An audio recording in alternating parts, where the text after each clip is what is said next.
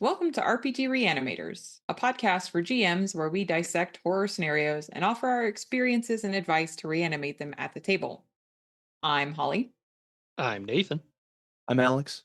And I'm Lex. So let's see who's in the waiting room.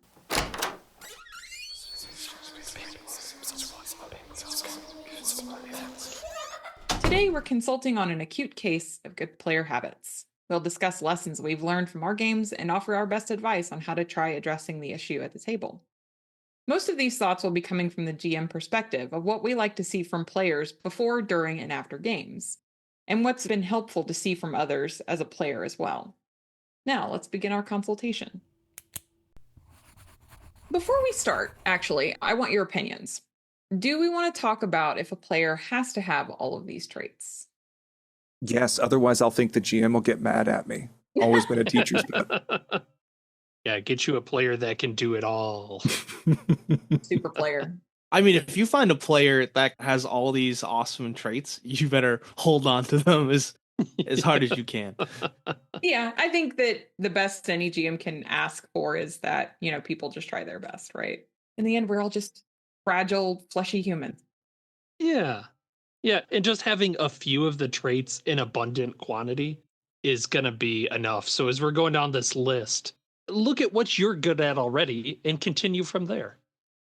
I don't know, I don't mean to downplay what we're about to go through here either, but I feel like most of this can be summarized as communication is still key, and being mindful of others and trying to have fun is it. That's it. That's all you got. These are just other distinct things that are helpful and why. Honestly, in my opinion, the best kinds of players are the ones that are willing to put in the effort and are willing to learn and improve. Like, if they go out of their way to look out how to become a better player, then that's honestly enough. Mm-hmm. So, listeners, if you're here, you're already on the right path. If your GM sent you this, well, I don't know. Oh, like detention homework. So your GM wants you to learn good player habits. Take the hint. All right, well, let's get into it then. What are some things that we think can be helpful from players before the session even begins? I'm going to kick us off with a really important one for me that has since dominated how I run games. Clear communication regarding availability, commitment to those times that you agree to run those games, and communicating when disruptions may happen. Like, we know that scheduling is always the final boss of any RPG, and life things can come up. But there is a huge difference between not communicating anything until like an hour or so before a session, or just ghosting, versus letting the GM know well in advance. We all clear our schedules for these games to try and make this happen for several hours at a time, and it sucks whenever this happens. I probably should have said that better, but yeah. I'm gonna cut Lex off. He's just venting right now. Me venting? No. I think that's a pretty persistent meme, though, right? That the final boss is scheduling. So I know that this is something that a lot of player groups struggle with, and it doesn't have to be that way as far as just communicating. You're right, Lex, games are going to be canceled, but at least giving people good notice is important. Just respect people's time. It's actually a really cool trait when a player is super helpful with scheduling. Like, I've had players be go-getters and they just instantly link a calendar website after the game, and he's like, all right, let's plan next game. And that's stress off of me, because one of my players is doing that, and I'm very grateful for it. Yeah, I fully agree. It feels much more like a collaborative effort, and it's not just the GM is herding a bunch of cats, and those cats also want to play games, and they're trying to make this happen too. It's sort of, and expanding on this is maintaining those open lines of communication, such that if a GM messages you like, hey, we're looking at scheduling at this time, do you think you can make it? Let me know. For God's sake, let me know. Just being left in the wind feels bad and hurts. And as a GM, my threshold for dealing with it has dwindled quite a bit. I kind of have a 3 strikes policy nowadays. So you're saying you have a busy life in things other than gaming to do? Allegedly. That's weird. Yeah, that's weird. I don't get that. No, I completely agree. Is any player that I have that is like, no, I've taken the night off for this, like I'm purposely scheduling around this, is so welcome because that's one less thing to worry about. And I love it too when you might have something come up and a player continues and is like, hey guys, what if with the 3 people we have left, we play this other thing? Mm-hmm. Find some other makeup game just so that we don't have multiple people sitting there with nothing to do that evening because somebody canceled. Yeah, I got a couple points to add to that, Nathan. It's really good that players can communicate with the GM ahead of time saying, hey, I have something coming up in 2 weeks. Can we schedule around that? Like, that's perfectly fine. I have no problem with that. It's just that when it sneaks up on you, it can be a bit of an issue. And when you mentioned getting a group together to play this alternative game with one less player, that's awesome as well. And I think that's part of having a good group. Like, everyone matches each other's energy, everyone knows what they're signing up for. That's important for a player to know. Like, are you a good fit? Yeah. And when you know that, oh, if somebody comes in and says, yeah, I'll run a game, I'm going to enjoy that game. Like I'm signed up for it. They're not going to come in and go, hey, we can't play Delta Green this week. Like my friendship is magic, pony time. And it's like, well, that's not really the vibe. I don't know if I want to play that.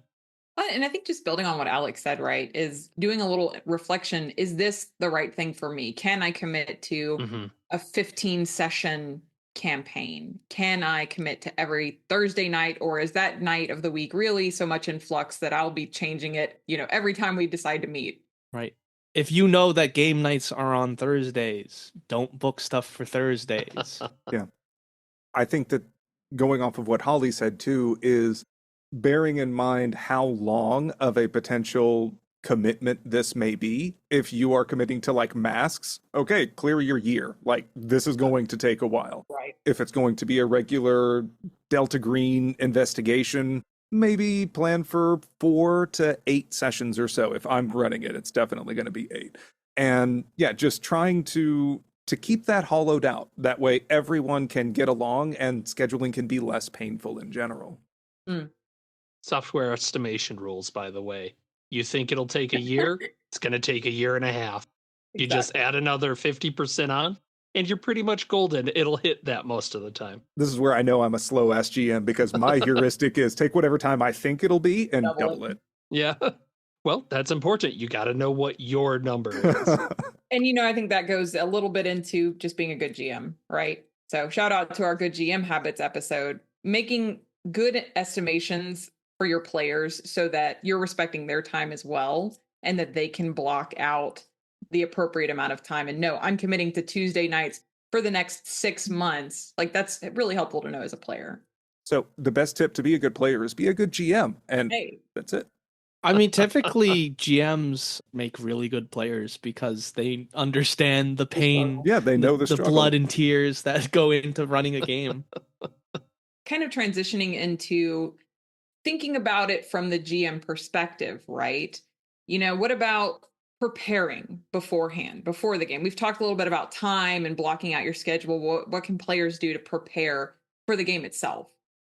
For me, if they can read the rules and know the rules well, that is massive. Alex is very good about this. Xander was a huge help in a trail game we played recently where if the GM has a rules question, having a player able to step in and say, oh, I think it's here and help look, nothing is better. That's a gold star player. Yeah, you basically have a sidekick as a player. And someone I can go, I don't know this. And I just look at them and they go, yeah, that's 2d8 for the shotgun. And I go, awesome. Great. I know they know it. Beautiful. We love that. Or they're good at lying. Yeah, just like know the rules, know your own character. Make a PC that gets along with the other PCs, and at the very least does not prevent that PC from working with other PCs, so you can move that story forward. But my brooding Strider. I know Seth Skorkowski, he mentioned something about not making it's like the one different person Yeah. Yeah. I understand what you're saying. The person that, like, the character that just doesn't fit in with the group. You're playing with a party of elves, and you create the dwarf with an elf like that hates elves. Like, it's like, okay, come on. Don't do that. Because at the end of the day, these are always collaborative storytelling endeavors. And, you are a group of people that are going to be working together most of the time to accomplish some end. You are not four individuals who are going through this as the single player main character of your Baldur's Gate campaign. And since we've been talking about just communication with your GM and kind of preparing ahead of time for the game itself, do we have any thoughts on communicating with the other players aside from time commitment? Yeah, so tabletop RPGs, I think, would do best with like a social contract. So lines and veils, understand the expectations of what's going to happen during the game, what what the tone is. I think that leads to a better game if everyone's aligned with the same values. Like, hey, I want to play this Western game and I want to make it pulpy. Then yeah, don't make a extremely contrasting character that's like Right. a clown. Yeah, I think it's typically going to be on the GM to organize and lead session zeros, which are often integral. They're extremely helpful for most of these games. But also, I would recommend players to be involved in those session zeros and communicate, kind of like what Alex said, communicating what you are hoping to get out of the game. If you are looking for something more pulpy and explosive, or if you're really looking to get into that nitty gritty, and ensure that all of the other players have kind of a shared understanding or at least similar readings on a barometer. Moreover, I think it's really, really helpful to be able to communicate your lines and veils and also to respect other people's lines and veils. This can vary from group to group, especially based on how familiar the different players are with one another and those comfort levels between them.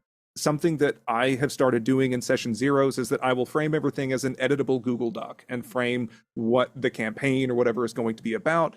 And these are some of the content warnings that are in the base campaign. Then I have a space below that for these are player lines and veils. And I will tell everyone, you can edit this at your own time after this Zoom call is over, and I will look at this later. That way there is that layer of anonymization. No one has to feel embarrassed about it. I don't think anyone should feel embarrassed about it. These are safety tools, so we can all have fun. Right. Wait, so are you saying that if I don't respect someone or that person doesn't respect me, I shouldn't play a game with them? That just means you're not a good gamer, man. Oh, I remember that the whole conversation about being a good fit for a group. I think this actually works as a really good transition, honestly, to talking about what we can do during a session or what are helpful player habits during a session, which to me really kind of, speaks to taking ownership of the game, right? As a player, taking ownership of the game and understanding that you have as much of a narrative role in this as the GM does. And so the choices that you make as your PC can cross boundaries, which we don't want to do. So respecting other players' lines, veils, X cards, and the choices that you make for your character is going to be really important as well. Absolutely. There's the very obvious don't deride other players for calling an X card on something. Oh, what? You don't like a little animal violence? What a fucking dick. I will kick you from the table. Ooh, the vitriol. But I also think that it's something to be mindful of, that player X cards are not just between the player and GM. But if you notice a player X card something, right, try and steer clear of that for consideration for that player yourself, instead of contributing to a problem for someone else. I would also pitch, and I'd be curious what you guys think about this. Like, if you're playing a game, especially a convention game, a game with people that you don't know very well, is maybe not even approaching things that would be considered common boundaries that most people aren't interested in seeing in games. Violence with animals, children, SA, things like that. Like, to me, that should probably be just off the table in general for convention style games and things like that. Or at minimum, clearly communicated in advance, like, hey, just as a heads up, this scenario has this sort of at baseline. Right. Yeah. Is there any problems with this? Yeah, I guess that's fair. Maybe if you are signing up for a cult game, you kind of know what you're getting into a little bit. Sure. Yeah, that's part of the social contract kind of thing when they read the description of the game in the tabletop RPG sign up. So Yeah. another great player habit is just straight up enthusiasm. It spreads really. So if I notice someone else having a really great time, I can't help it. I'm gonna have a great time too. Usually, like I like players who interact with the world, right? With the PCs, with the NPCs, with the environment, right? They are taking joy in DM's like creation slash adjudication of the setting, and the best players really leave things open for GM interpretation on a collaborative scale. They can say, yeah, can I speak to one of my contacts? And like prior to this, they maybe didn't even mention this, but it makes sense for that player to have a contact in let's say the upper echelons of the society. A good GM would like roll with it and be like, yeah, you know XYZ, a specific person. The player provides the vague and the GM fills in with the specific. Yeah, and you're describing your intent very clearly rather than dancing around it and going, well, let me open my Rolodex. Let me do this, do this. Right. You can just sometimes ask for, hey, would I have a contact? Yep. And the answer can be no, but at least you're not spending But it could 20 also minutes. be yes. Yeah, exactly. You're not spending forever dancing around the issue. And then the GM's like, no, that thing you're trying to do is not something you know. Yeah, so I am doing X because I'd like Y, right? That's Right. stating your intentions to the GM. It really helps the GM a lot, and because the GMs are not mind readers. Right. And this also gets into clear communication. It's also where I think the system Wander Home really excels. And it's basically just a role playing workshop that is disguised as cute cottagecore fantasy. Because there is an aspect of Wander Home where if someone is voicing an idea, because it's all completely improvisational, and instead of canceling someone's idea, it encourages you to say, but what if? And phrasing a lot of these things as suggestions, communicating what you would want to happen, what you think would be interesting, and basically asking these questions and adding ideas and suggestions to build on what is happening at the table and communicating what your character would like to do in a given situation. Like Alex said, instead of dancing around the issue, which can just eat up a lot of screen time when everyone else is just kind of standing around on the sideline. As a GM, some players come up with great ideas that I never thought of. And then the GM's like, yeah. Exactly. And like those are beautiful moments. So rather than trusting the GM to just be this mind reader or all prepared, like maybe saying, ooh, what about if this thing is there? What about if this creepy thing is in there? Yes, we love that. That's great. And also, if you just say, kind of like Alex is saying, like, can I have a contact who would be able to get me a helicopter from the top of the Denver hospital to ferry off to somewhere? Okay, sure. Yeah, the player's voicing something that they would like to have happen. And even if it is very difficult and like, I don't know if they would be able to pull it off, a GM worth their salt is going to try and find a way to make that happen or recommend some kind of compromise that'll probably have some cost associated with it. Roll for it. It's a great way to just keep the ball rolling at the table for everyone to have a very fun time. Lead your leader. Give your GM ideas through your actions. That's my only point. Lead your leader. Yeah, and I'll reiterate too as well is if the GM says, no, you can't do that, or another player says, you go, well, what if this happens? Don't worry too much if the other player goes, no, I don't want to do that. That's life. They might have a different vision for what they're looking for or something. So this is kind of goes back to the collaboration of respect. If people say, not what I want to do, that's fine too. But at least there's that open level of communication of like, oh, I've got this neat idea. Because then they know kind of where your head's at.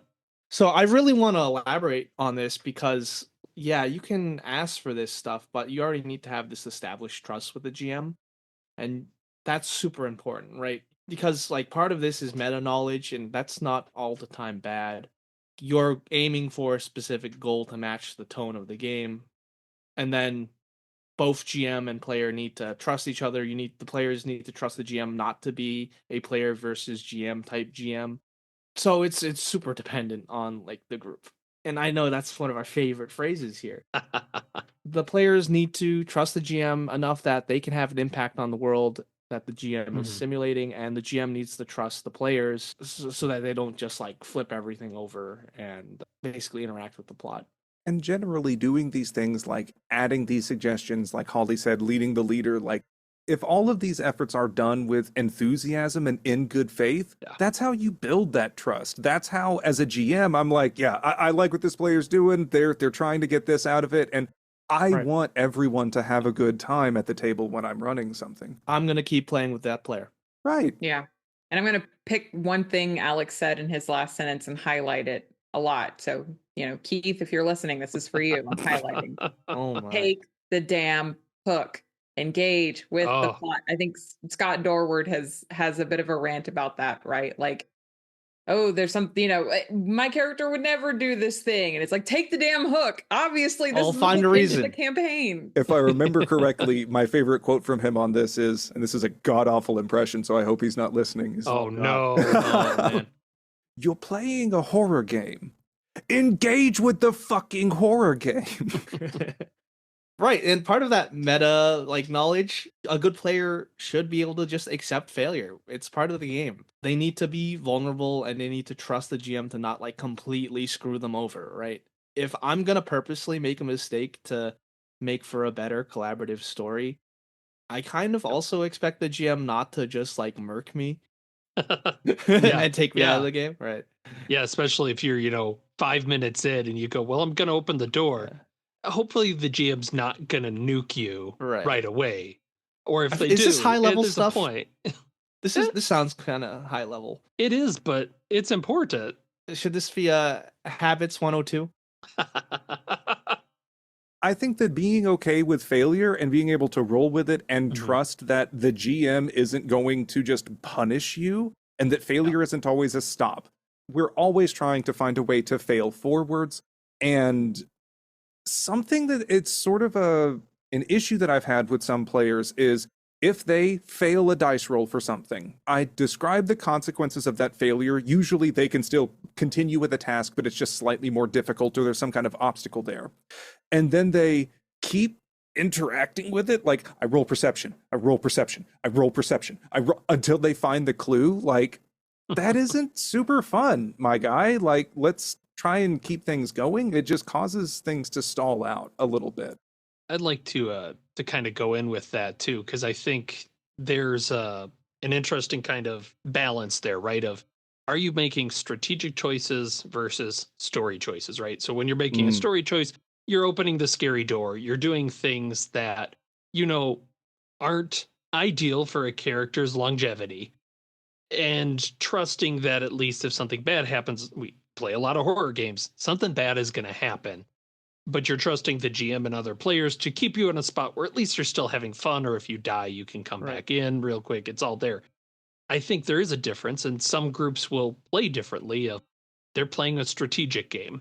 I'm thinking, I think D&D is the kind of the classic example. Yeah. You're on a 5-foot grid. Are you going to check the door? Yeah, I better check the door because there might be something there. Let me make that DC 15 perception check. I did it, At that point, sure, if your whole group is doing strategic everything, fine. Go crazy, get the 10-foot pole, go all out, because some people really, really like that.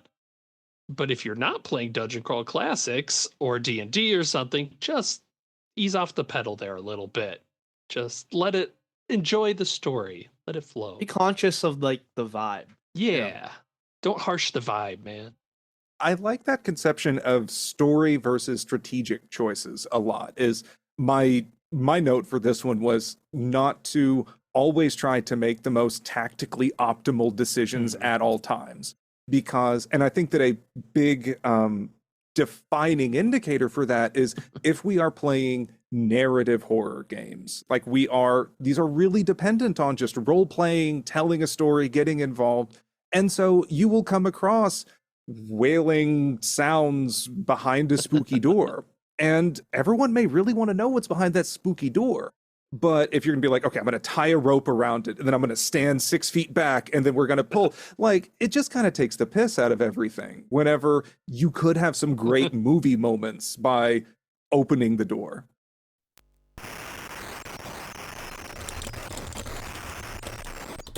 I'm in. Hey everyone, it's Beth from the David Behavior Podcast. I've hacked into this episode because I heard that they were recording something about good player habits. There was a scene during Lex's run of Music from a Darkened Room that fundamentally changed how I play horror TTRPGs. Without spoilers, we needed to explore a cramped, dark area in the house to find something we could see just at the edge of our flashlight's illumination, and my character was the only one who could fit. I was reluctant, but ultimately I went in, and I'm so glad I did. It gave Lex the opportunity to absolutely freak me out and provide some genuinely spooky descriptions of my character climbing up a mountain of bones as reality seemed to warp around me in the darkness, and provided my character with some awful experiences in the best way. It was exhilarating and captivating, and from that moment on, I've been chasing that same kind of feeling. Without trust in your GM and yourself, it's easy to stay back and try to preserve your sanity and your HP, but the reason to play should be twofold: solve the mystery and tell a story. Part of that story is to experience the spooks. If you hold back and you don't do the scary thing, you're not fully playing the game. There's a level of trust that the GM is also in this with you and doesn't want to kill you right away. They might want to torture you a little bit before they kill you, but that's part of the game, especially in a one-shot. If your GM is clearly trying to coax someone into a location, that probably means there's some good story to tell inside. But if they keep asking, "Are you sure?" then that's a bigger sign of danger. I feel like everyone playing should be motivated to tell the best story. And that's it from me. Back to your regularly scheduled podcast. Well, I think on the other side of that coin, right? Engaging with the plot, taking the hooks, making interesting decisions. I think there's a point where you can cross into making just bad decisions, right? That don't benefit the party, or making main character decisions where it's like, what I'm my doing this character for would do. you. Yeah. So do you guys have any advice for players in regards to that? If you're not sure, you can always say, GM, I kind of want to destroy the widget. Is it a terrible idea to destroy the widget? And the GM can go, I don't think your character would do that necessarily. And take that as a hint to say, guys, that widget's very important. Please don't destroy it, because otherwise I'm throwing out the second third of my scenario here. This guy's speaking from experience. I think for me, my barometer is evaluating if I think this decision will build on what is going on at the table. Or is this a tangent that is just for me, or a derailing because I want to be a chaotic attention grabber? So as long as my decision is focused on my character's a big dumb dope who is going to smash the mirror that got all spooky with him, then sure, that's what that character would do. That's reasonable. Going out of my way to be a dillweed because that's what my character would do, that is not building on what is happening at the table. Yeah, also it's a collaborative game. It's a collaborative effort. Be a team player. Synergize. I think a great player understands that the game is a group activity. They're very conscientious about that.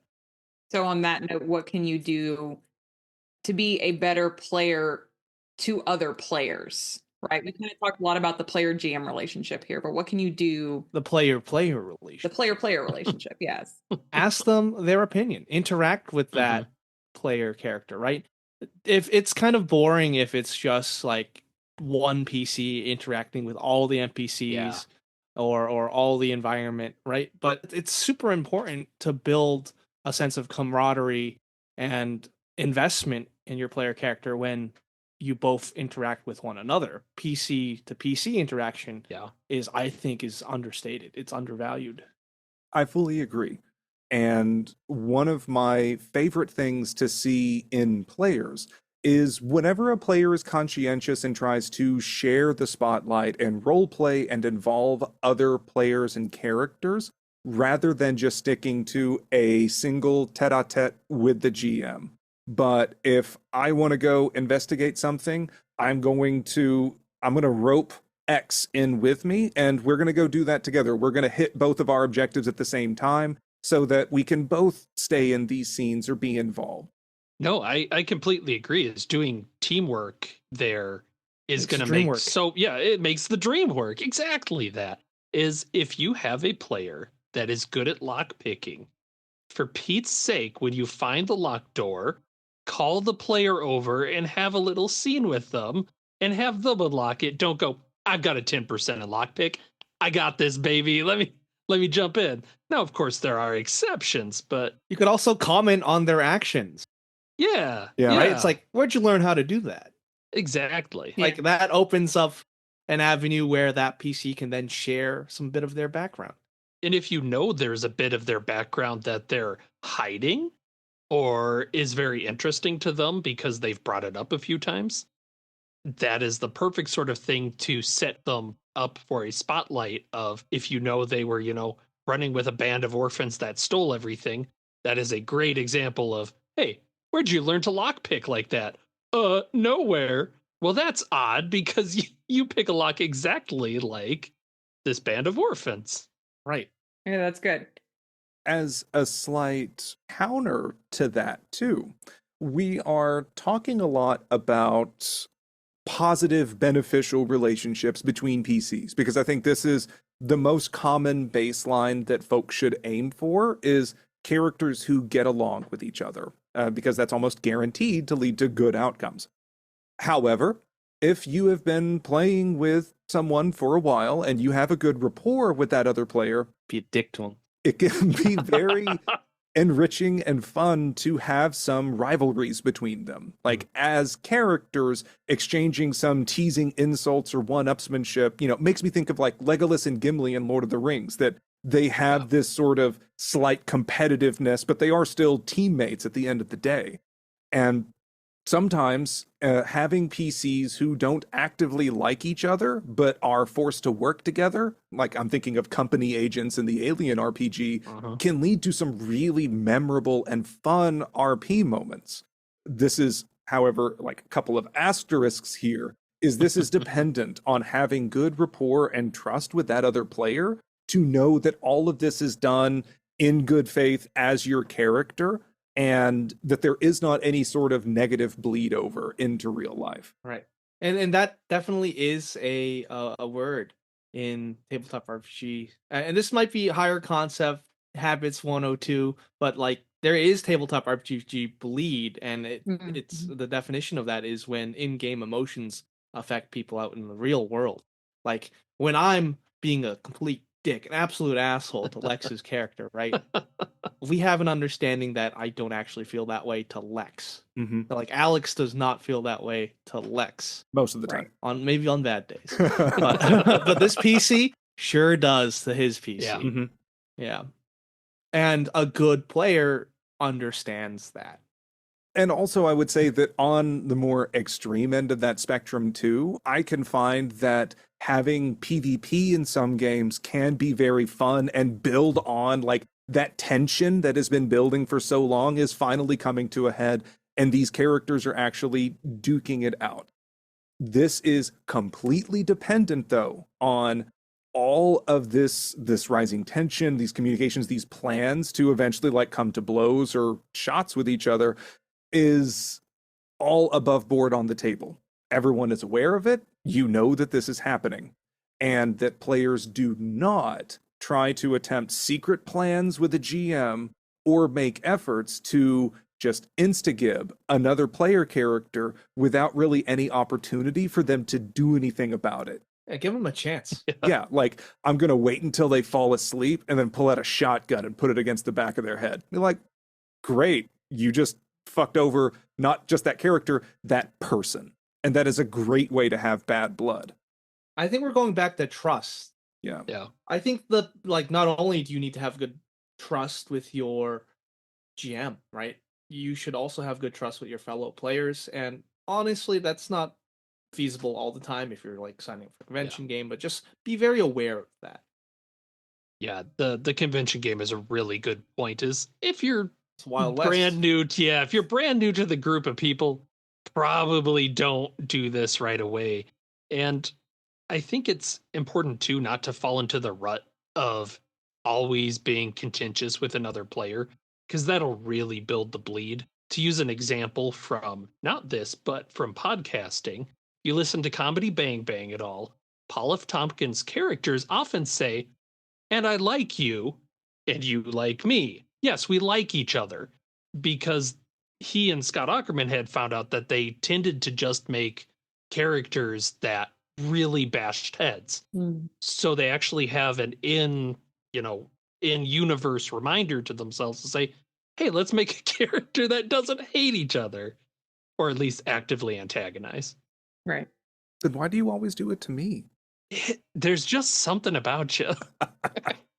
Matching the vibe, right? We talked about if it's a convention game, maybe don't immediately jump to PvP. And conversely, if it's a game that relies a lot on PvP and you know that's not for you, like maybe don't sign up for that game, because then you just kind of end up bringing down the vibe of what is like kind of been the explicitly stated purpose in the first place. So, or I think that that's also a case of clear communication. Like if you more or less in character be like, guys, come on, I don't want us to fight here, let's try and get along. Like that's also a case of everyone trying to clearly communicate what they're aiming or striving for at the table. We've talked a lot about like in-game narrative, things like that, and I think that there's space to talk about from a metagaming perspective what a good player can do during a game, right?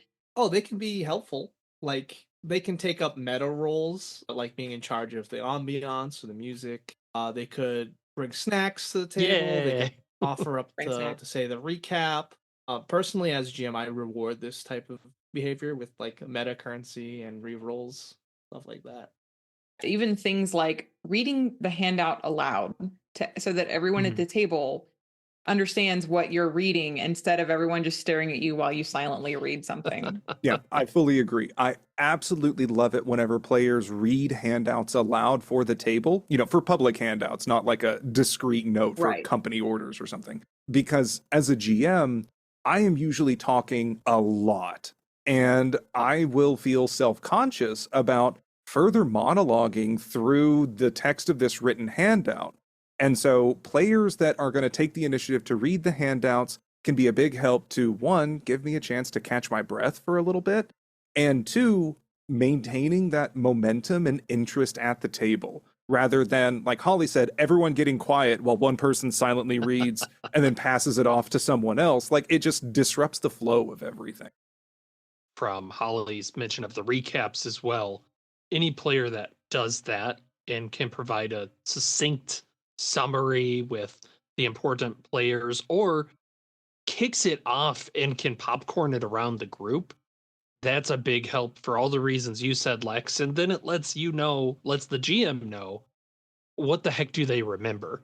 Because if they do this huge talk and they miss the main NPC, I want to know that they forgot him. I think something also that can help with this as a very helpful player habit that I always love to see is taking notes. This is a shocker. But I would say for this, honestly, just taking bullet point notes of like 30,000 foot view. This is where we're at. This is maybe the date. This is a name that keeps coming up. These are clues or something that you can just look at to reorient yourself between sessions. Even these just very superficial bullet point notes can be so helpful to reduce GM repetition and needing to feel like I'm constantly re-explaining things. And also, in my experience with certain Delta Green campaigns, ensuring that some dramatic plot realizations can actually go off with a bang instead of a, oh, wait, who is he? Because like that just feels bad. The actor? Yeah, I use a Google Doc for this. I do this for most of the games I play in. We talked about this in our notes episode way back when.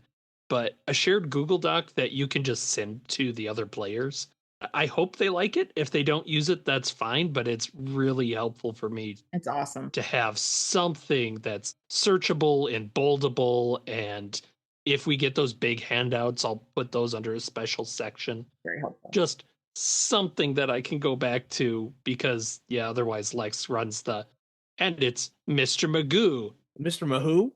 Give me a second. Let me look back 5 months and, oh, Mr. Magoo, the secret traitor. Oh, no. I distinctly remember that Alien Destroyer of Worlds was the first game that I played in with you, where you provided that Google Doc that was just shared collaborative notes. Because also, if 5 players are taking superficial bullet point notes, there's a good chance someone's going to take a note of something that the other ones didn't. And that is just very helpful altogether. It also helps things feel more like a collaborative effort, and it's a shared endeavor everyone is going through. I think it's really, really helpful. Right. Now we're talking about out of game things that happen during the game, and I would say a good player would limit the distractions. Like, don't have your phone out, engage with the game. I think that's part of being enthusiastic about the game. Like, it does not feel good as a GM seeing a player just whip out a phone or start to stack dice towers. I hate it. It makes me just want to stop the whole session, honestly. Like, if you are not feeling a game, you could definitely back out, and that's fine. And I feel like GM, at least for me, I'd appreciate it. Yeah, if you're not having fun. Right. You don't want to be like an energy vampire, right? If you're not having fun, other people will see that and they probably won't have fun. It's like the same thing as if you are enthusiastic, obviously people see you enthusiastic and then therefore you are. And on the topic of distractions, I'd say that keeping the game on topic, like side conversations, in my opinion, are a-okay as long as they're about the game. If people are making jokes about the game and having a good time, I think that's a net positive. Yeah. And if you have, like, I suspect many of our listeners do, you got to have something else going on. Like, you need to be stacking dice, or, for example, this moment I have a little kneady dough thing. If you have to have something because you have that attention, just let the GM know ahead of time and be like, hey, I'm going to do this thing. I am listening. I am having a great time. Don't, like, I just have to have this going on. Like, I can't focus without TV in the background. And if that's explained before the game, then I feel like the GM would be more susceptible to agree. Communication. Get out. God. It's like we should rename this episode to Communication. We said the same thing about the GM episode, if I'm going to be real honest. Uh-oh. What are we doing here? Expanding on this too, a big thing that I'll say that's very helpful player habit is staying involved even whenever you are not actively in a scene. Essentially just not checking out whenever your character isn't actively in a scene. This can show that you are supportive with the other players, you are getting involved and showing stakes whenever they are in danger. Yeah. So this should hopefully help build for that spooky narrative and spread some more of that lovely infectious enthusiasm all over the place. It's contaminating everything. And it also really helps reduce the need for repetition, because repetition is just a momentum killer in a lot of these games, because anyone who was paying attention is going to go, wait, you weren't paying attention? We literally just covered. Okay. Yeah. Wait, can you say that again? I didn't get that. Yeah. Oh, God. You viewers at home. Listeners at home. If you could see Lex's face right now. Lex was centering himself. It was not good. He was about to crash the fuck out. Yeah, I think Colin is a good example of a player that we've done in a GM of. He will react when he's not technically in the scene or whatever. And you'll get the oh shit, or the whoa, or anything. Like, that's nice. Those are awesome. That's like applause. Yeah, it's like, hell yeah, all right. Enthusiasm. Or even just those like player moments where like someone has the spotlight for a moment, right? Nathan's reading the tome, the forbidden tome. You can even just chime in like, what does it say, Nathan? What does it say? Just the little things that don't derail everything, but show you're clearly engaged, right? So yeah. I think another one on this too, because we tend to run most of our games online via Zoom or Discord or what have you. And something that is really, really helpful, at least for me when running games, is to have your camera on while the game is going. Because as a GM, I'm not only staring at my notes the whole time, but I'm usually staring at these little picture-in-picture screens for Zoom. And being able to see people's faces lets me read a lot of nonverbal communication to show if people are interested, and especially if people are having reactions to spooky things that are going on. That is a huge beneficial indicator for me as a GM to know, oh, I should dig in on this more because people are engaging with it. They're having fun with it. If everyone has their cameras off, it kind of feels like I'm just talking to an empty room, and it's difficult for a GM to maintain a lot of that motivation. And expanding on that too, if you are going to have your camera off, then consider at least being active in the chat, keeping your mic on to have those oh shit reactions, because that's still helpful, not like while you're eating and stuff like that, obviously.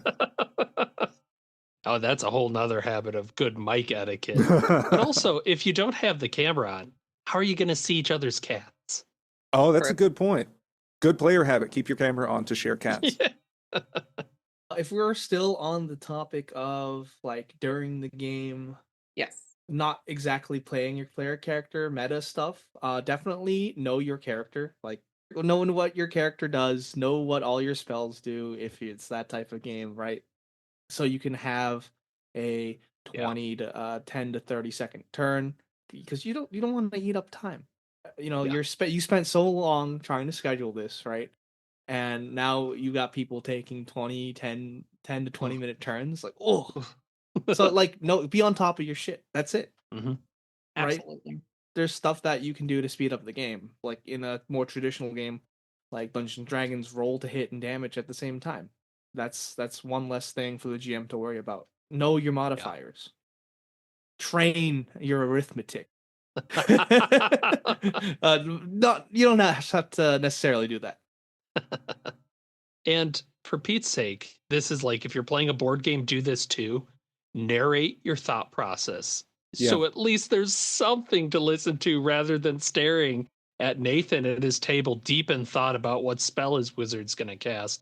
Boy, oh boy, it's a lot better if at least he's talking out loud.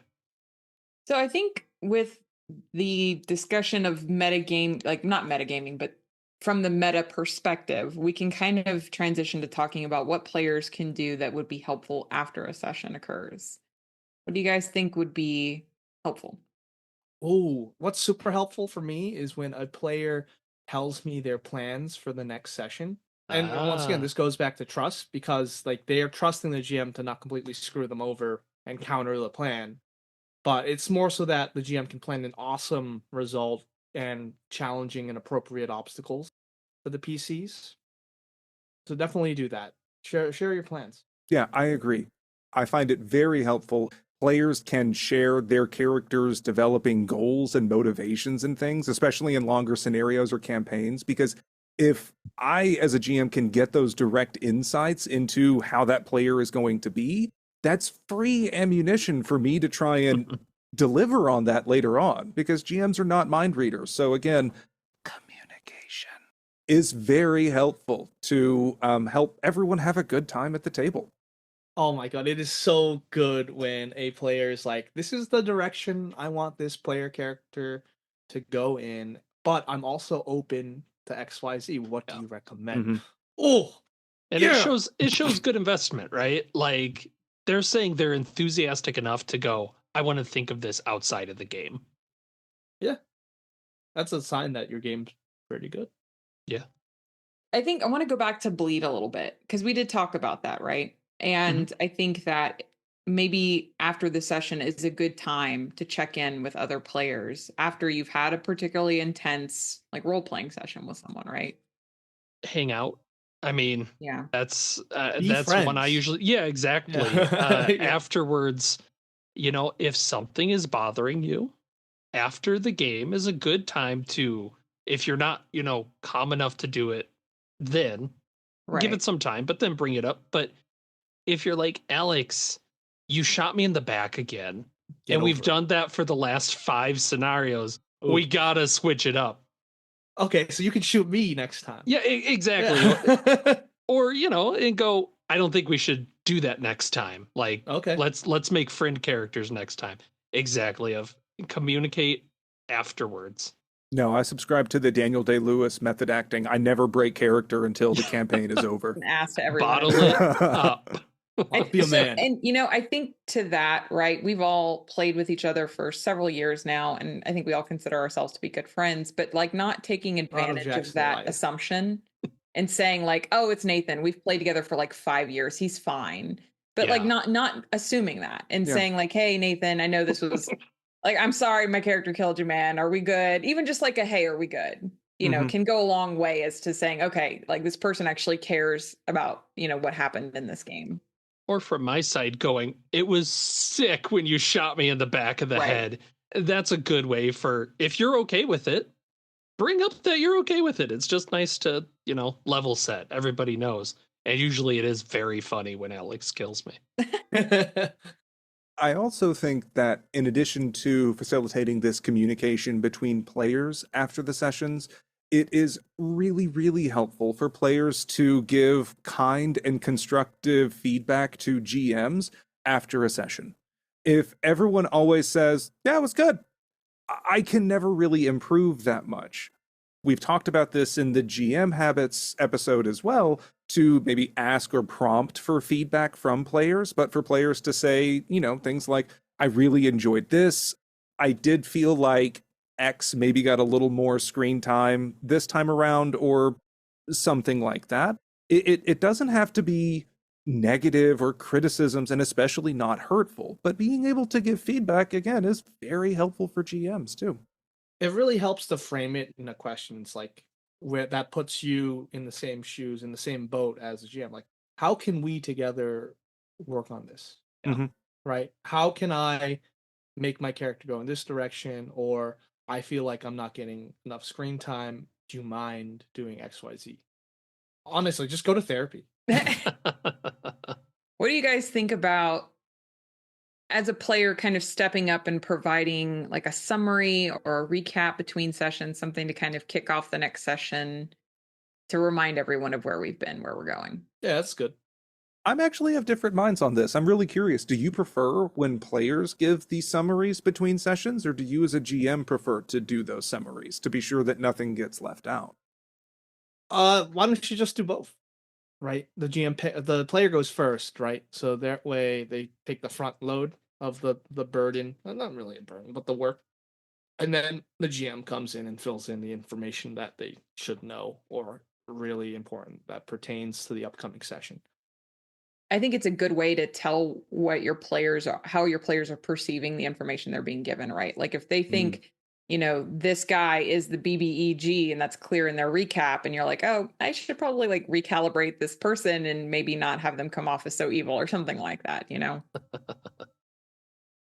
not supposed to be so obvious. Yeah, exactly.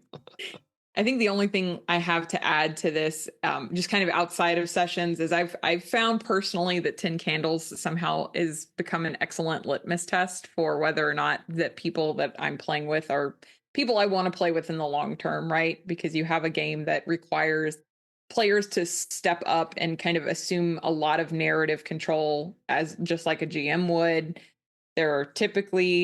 There's space for serious topics so you can get a feel for how people handle lines and veils and X cards and things like that. So I don't know. I just like, ultimately at the end of the day, it has become a really good litmus test for me to determine if I want to play with somebody long term.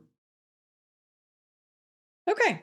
Recently, we interrogated our interns. I mean, politely polled them for what their thoughts would be on our episode. And I think we got some good feedback.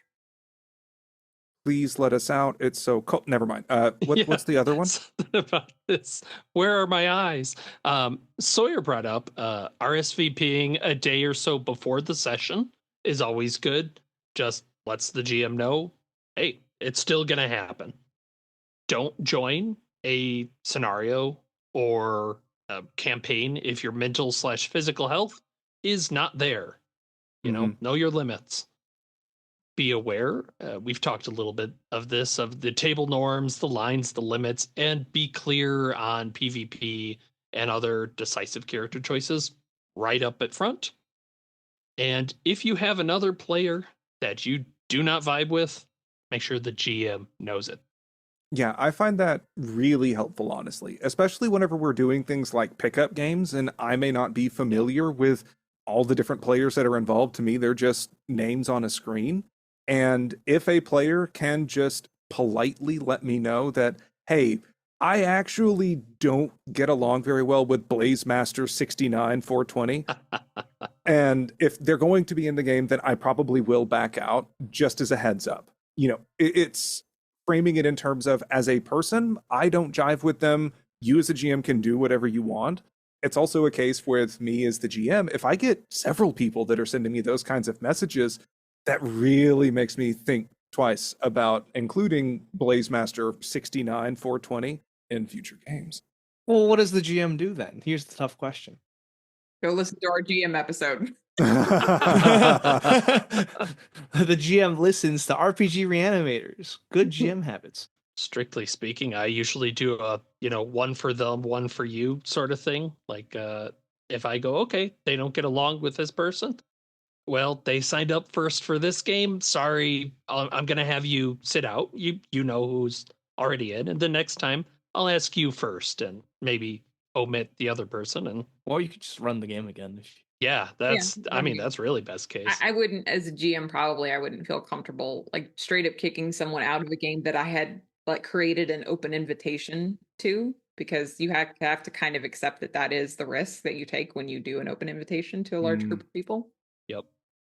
Anyway, another one of our currently alive interns, Beth, gave some additional suggestions we can go through here. One, I think, Alex, you also mentioned this earlier, is limiting distractions while playing, as they've had people that are playing Switch underneath the table during a session. Something that helped for that player was for them to bring coloring pages or something so that they can be occupied. Nathan, I think this is kind of like what you mentioned earlier too, just something that's non-intrusive that can keep someone occupied if, you just need to stay busy with something. Another, as in online games, I think a good habit for folks is to have cameras on, if possible, in order for the GM to gauge reactions for plot points and aiding in role-playing. One of the things that they really like doing for one-shots is to try journaling as the character after sessions in order to get a good feeling for where their head might be. And also that can help with notes for the next session as a more in-character framing going forward. I personally enjoy it when players, when portraying their player character, they speak in the first person. That's just one thing I noticed when playing with a lot of players that I enjoyed playing with, because they really get into their character. I'd say these are desirable traits. You don't have to be these traits because they're just traits, but I think a good player has the traits of being creative, being good at improv, being a good storyteller. They usually have a positive attitude and they open themselves to the game. Even just walking a mile in your GM's shoes, GM a game, just a one shot, and get an understanding of what it's like to sit on the other end of the table. I think can give you a big appreciation for what a good player does as well. So if we had to summarize our episode, the TLDL, didn't listen, I guess. That makes sense, technically, I think. Yeah. If we could distill it down into a few bullet points, it would be, don't be an asshole, go to therapy and hydrate, but, communicate and commit to sessions, be involved both in and out of the game, and collaborate with other players for fun storytelling. But mostly communicate. Why didn't we just put this? This could have been a really short episode. That's why we put it at the end. That way we'll say, oh yeah, here's a summary for those that didn't want to listen to the past, 2 hours or something? Better communicate, or else I'm going to find you.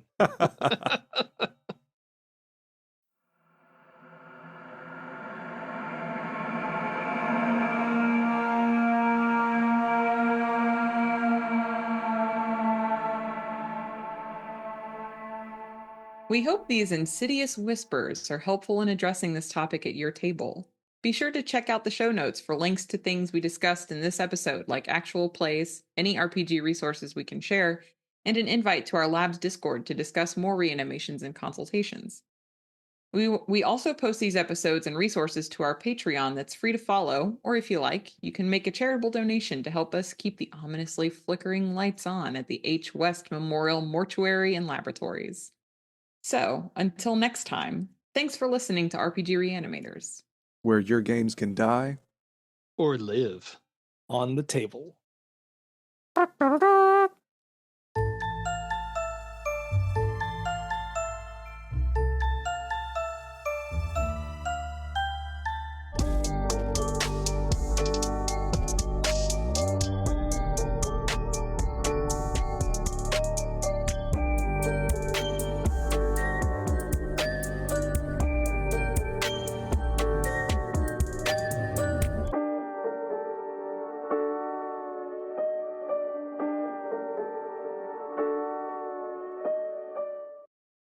Engage with the fucking horror game. You just clip his voice. You didn't have to do all that. I got all jealous when he said someone else did a good impression of him, so thought I'd reach for it. No. Don't harsh the vibe, man.